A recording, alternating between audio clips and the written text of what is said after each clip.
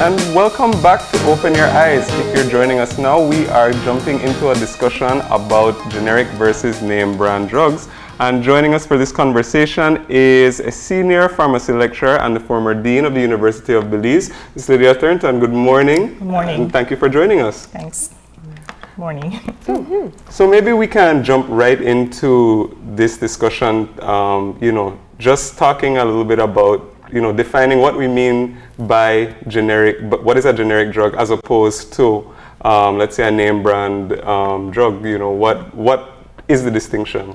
Well, in pharmacy, you have what is called a non-proprietary medication, and that's a common name for the medications, right? The brand product is one that the company who originally researched and developed that drug gets to put their branding on that product for a period of time, right? So there's a whole process after research and development and marketing of a drug where the company that originally brought that drug to the market gets to brand that product, right? So for a number of years, they have what is called a patent on the drug.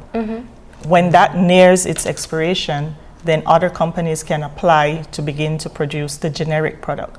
So of course, at that point, they can't name it the same as the brand name, but the common name remains the same. So for example, in a product that I think everybody is familiar with and probably one of the most recognized brands is Tylenol. The generic name or the non-proprietary name is acetaminophen. So you have a whole long list of generic products with that name on the market, but it's the same active ingredient, and the companies who get licensed to produce the generic product have to meet the same standards to make sure that it's safe for people to take. So. I think that's where some of the mystery comes from. We've all to really set the backdrop.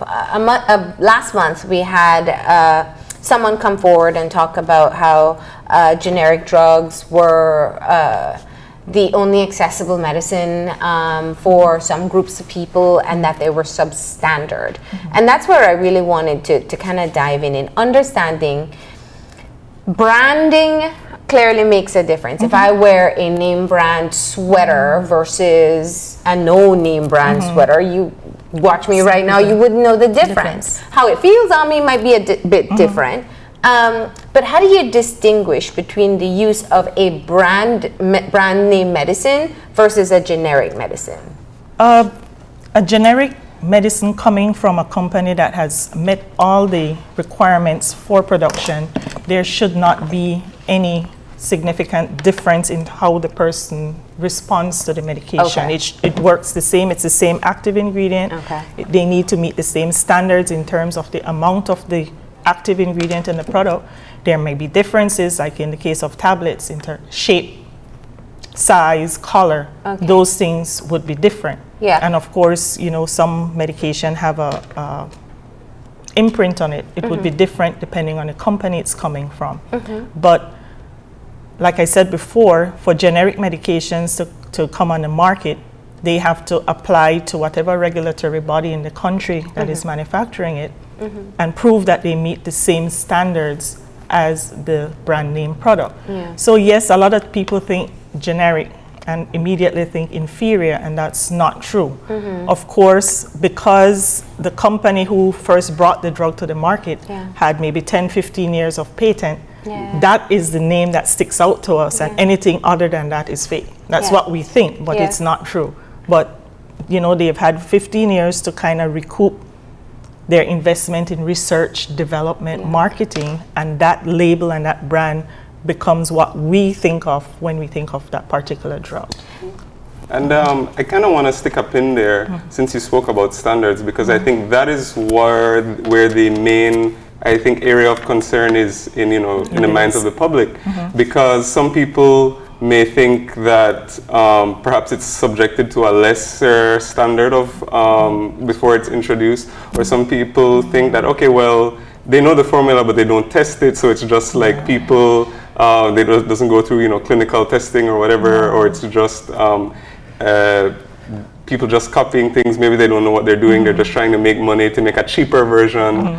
So there is concern. So maybe you can talk a bit about, what the process is like for the drug to actually hit the shelf.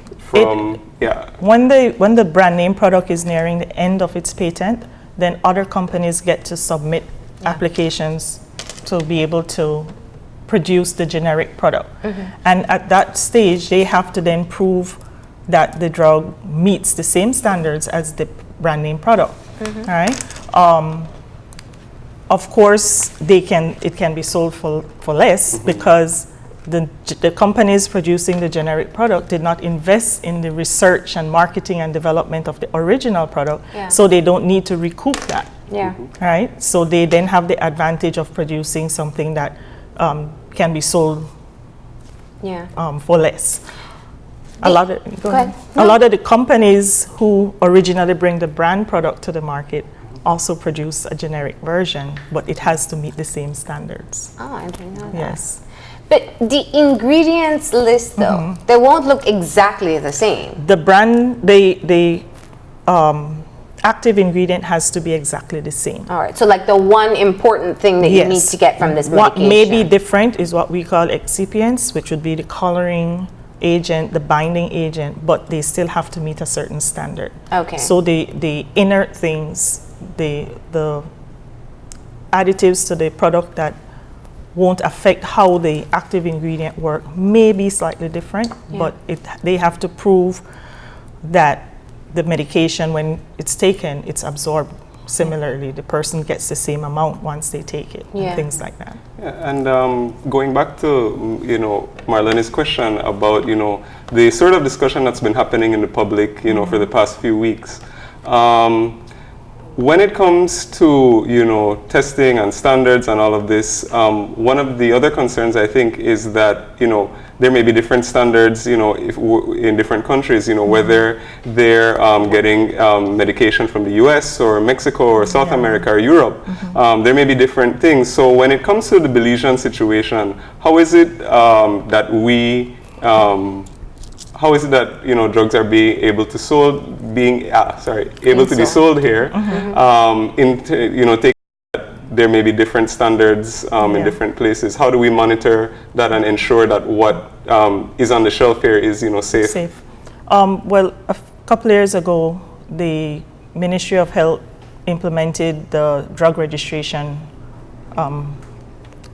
policies and guidelines for Belize. Before that, we didn't really have set standards in terms of what came into the country, right? And of course, by that time, we were already used to certain products, and very good products too, but at the same time, some inferior medication. And drug registration is intended for the country to have minimum standards that these products have to meet. And I believe the guidelines that Ministry of Health use are coming from the World Health Organization and PAHO, because in country we don't have the facilities to do all our own testing. So the companies still have to be researched, right? The documentation that come on the medication before it's imported still has to be reviewed and hopefully authenticated that these things are legitimate, because in the technological age anybody can produce any kind of document. So that kind of background check has to happen on the companies before the medication gets to the country. There are certain things that have to be submitted in terms of paperwork about the medication and about the standards and to make sure that it meets the requirements. What you're speaking of, I think, was a very major shift that took place in terms of professionalizing or being more rigid about the disbursement of drugs to the public, and that went from pharmacy licenses and the inspection of pharmacies, because we saw them popping up everywhere, and even where storage was not adequate. In other words, some medicines should be kept cold or out of the sun, but those things weren't being adhered to. You're a lecturer at the university. You're training young pharmacists to come out. What are your thoughts on some of the changes that we have seen over the past couple of years? Is it just long overdue? I mean, what are your thoughts on it? Long overdue. The fact is, the laws that say you must have a registered chemist and druggist have existed from the 40s, 50s, right? Enforcement maybe was an issue. So we all know that for the safety of the public, there has to be a trained, licensed person in charge of medication and selling medication to the public. There, of course, because the laws are old, they didn't take into consideration some other things. So in terms of the new regulations for storage, for importation, for labeling, all of those things, it's very important, and it's all meant to safeguard the public. And so yes, it's long overdue. I do think that for most people, change is not always easy. You know, and some resist change more than others, and it's a process. But when we really look at the principles behind it, I believe that there are things that are long overdue. I mean, there are simple things like just having English or Spanish labeling, because sometimes it would be from somewhere that they don't even use the characters that we use in English. And so I think those things perhaps are a shift in the right direction.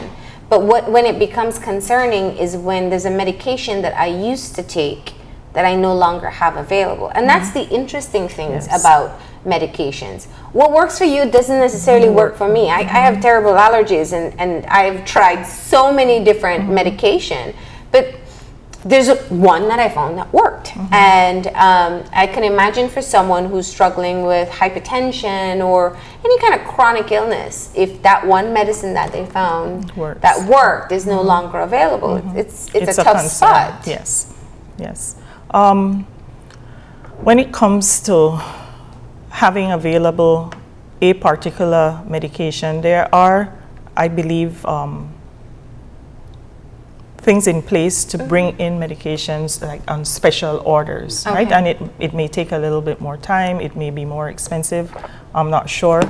But the medication coming into the country, the importer can determine what it is they want to bring in and apply for that to come in. Of course, it may not be cost effective because it might not be something that a large number of people use, you know, so it might sit on my shelf and expire.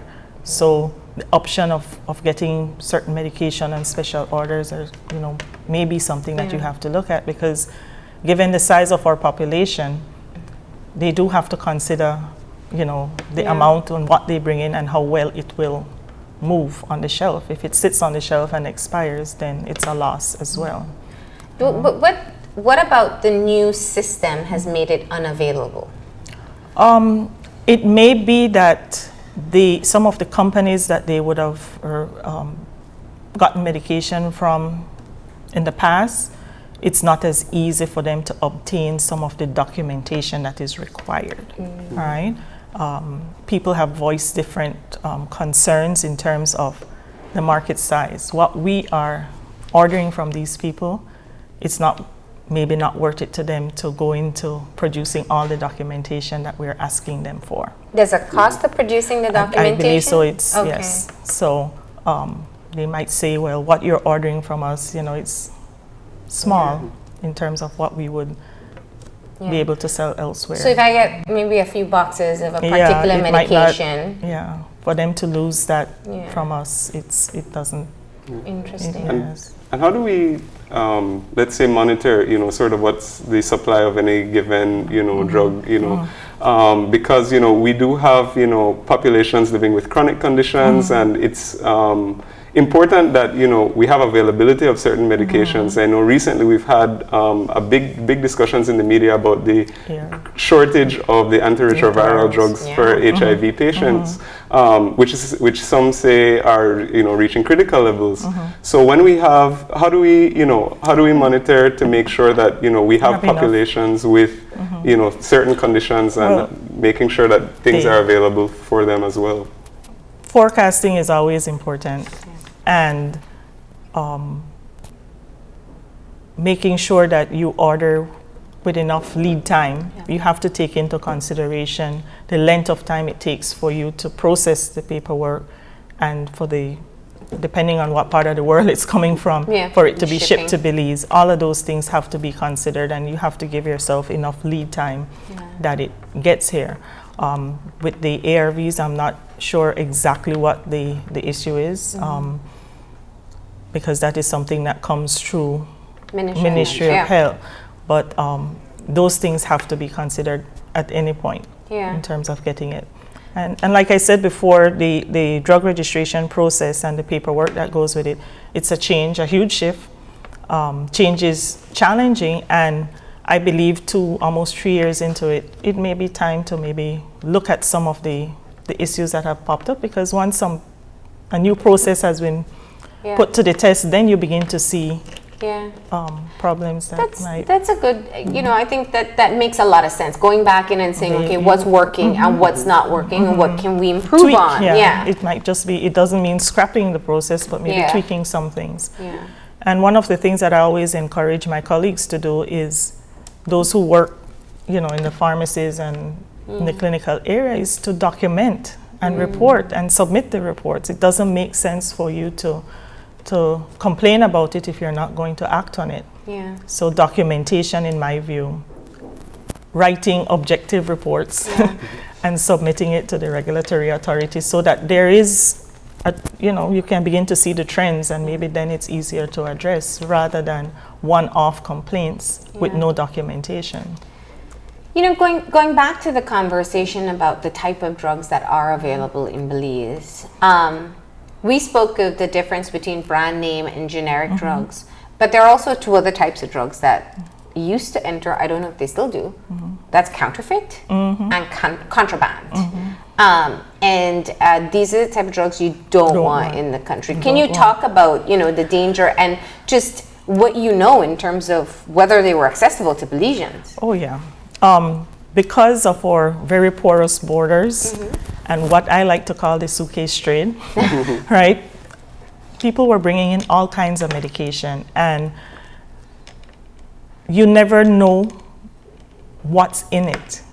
It might be something that won't hurt you. It could be something that can harm you really bad, right? So not having the counterfeit medications, we try to train pharmacists in how to spot them. Because as a pharmacist, you do have a responsibility to know who you're buying from, and to know that it's coming from a source that you can trust. All right? So there are ways to identify if the pill is counterfeit. Yes, because the things that they counterfeit are medications that are in demand.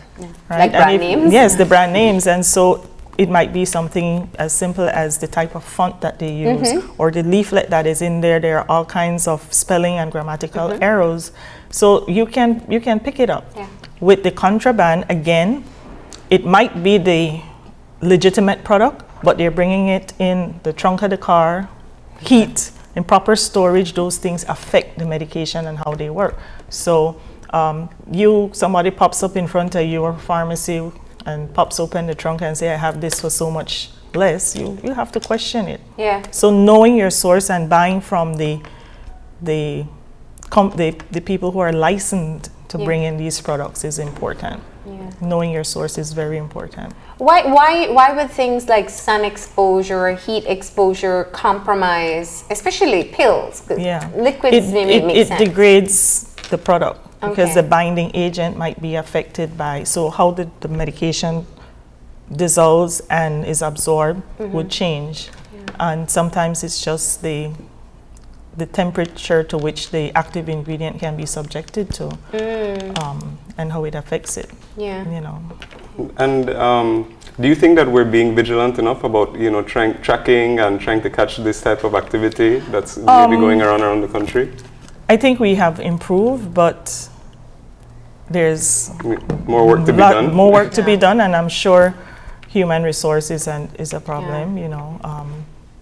Within the Ministry of Health, they have significantly stepped up on the number of inspectors. But it's, in my mind, still not enough to really be vigilant in all areas. We went from a period where there was one inspector for the entire country to maybe one per region. But when you look at the size of the districts and the regions, there's still more room to go. Yeah. So human resource is, maybe an issue, and of course with that financing. But yes, so we've improved a lot, but there's a lot more room. And as a professional in your field and an academic, you're working with the young pharmacists and even experienced ones since UB started their bachelor's program. There's a responsibility from the pharmacist as well. And because we know more with technology and science, we know the dangers that now exist with taking medication that's not prescribed, taking counterfeit medication, and you don't willingly take it. You think you're getting the real thing. Think you're getting a deal. Yeah, but then yet there's still some pharmacies in the country that are dispensing at random. People can get anxiety meds, antidepressants. They can get antibiotics. They can get things that really should come with the advice of a doctor. Well, for anyone who has gone through pharmacy school, any pharmacy program, the ethics is an important piece. So they all know what their responsibilities are. Yeah. They know the laws.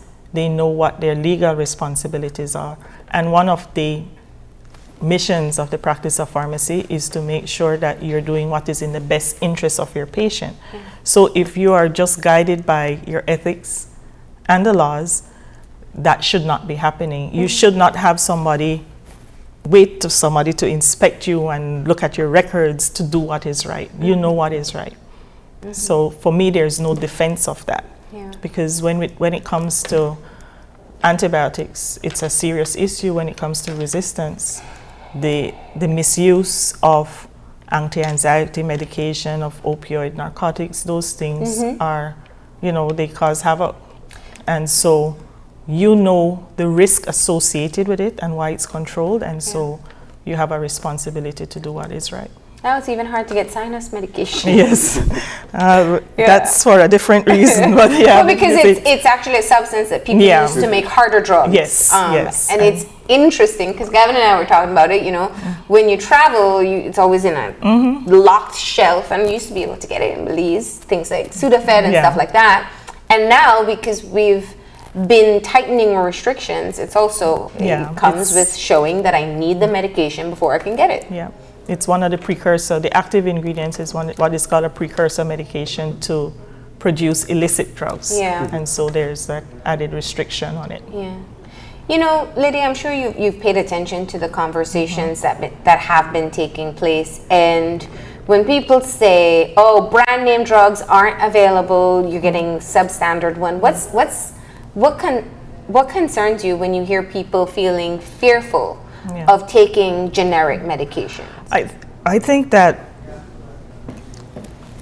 patients or customers should always feel comfortable having pharmacists that they can trust and that they can talk to. If you're unsure of the medication that is now available, have that discussion with your pharmacist. I think the pharmacists have a responsibility to make sure that who they're getting the medication from is a legitimate, known source that can be verified and that the quality of the drug can be authenticated.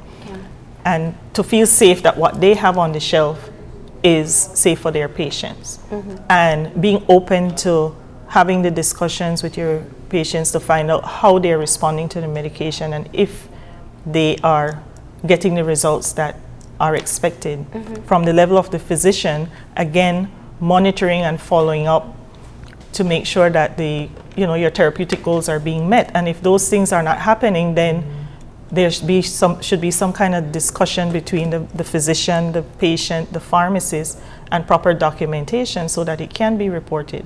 Because it may be that some products that don't meet the standards but somehow got in are available, but it has to be, you have to get at it quickly.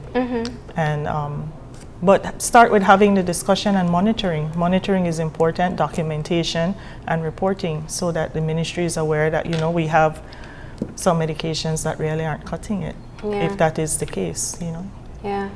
What advice would you give to people if they have to make, let's say they have a chronic condition or even something seasonal that they have to deal with, and and what they're used to is no longer available, whether it's a brand name or just no longer available in the country. What's your advice to them about how to go about, because I could get frustrated and just say, man, I can't get my whatever it is, and now I'm going to be sick. If it's a particular brand that you're used to and it's only the generic that is now available, again, start with that discussion and close monitoring to make sure that you are responding the correct way. If the product is no longer available, then the pharmacist can, on your part, try to get that product into the country safely. Like I said, there are special orders and different things that can be done to address situations like that.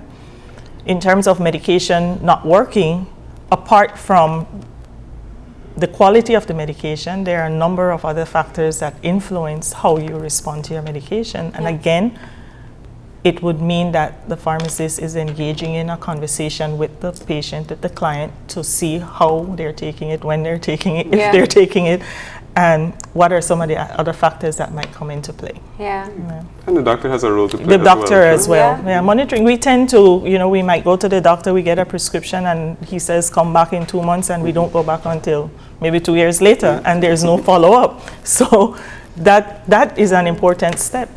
Or take your medication every day at the same time as with food and directed. And then you just take it when you remember. Or that when you feel like it's not working. But it's just to be clear though, I think you mentioned something so important. It was a major shift when we looked at the cracking down of the drugs that were being brought in and also dispersed to the public. And so it definitely is an adjustment period. I'm sure you've been paying attention. What are some of the things that you've identified or perhaps heard in discussion along with the students that you're working with that you think are perhaps some of the critical areas that need to be addressed next or maybe tweaked to be better? I think from practicing pharmacists, the turnaround time in terms of when you submit your paperwork, and getting everything cleared for you to bring the product in. Because if there's a delay in that process, then there's a delay in the medication coming into country. And so that then can lead to stockouts. Right? Some people still complain about the amount of paperwork and the type of paperwork that is required. There may be, other things that can be looked at, like if the drug is registered in another country, right, from the same manufacturer. Is that something that you can kind of piggyback on, or do you have to reproduce all that documentation again? So, like I said, almost 3 years into it, it may be time to begin to examine some of those things. But I believe that we can help that process if we properly and clearly document what our issues are and subject and produce the reports to the relevant people. We haven't heard from the Pharmacists Association. I know you're a member. So is there perhaps discussion? I believe they have been in discussion with Ministry of Health on some of the issues. All right. Well, thank you for coming in. We do appreciate it. We took you out of the classroom to come here and teach us a bit as well, and help us understand the difference between generic and brand names and some of the changes we've been seeing in the pharmacies. Thank you, and thank you for having me here. Thank you. We're going to go ahead and take a break. When we come back, we'll be talking about a film that will be featured in the Belize International Film Festival, produced and directed by Belizean. Please stay tuned.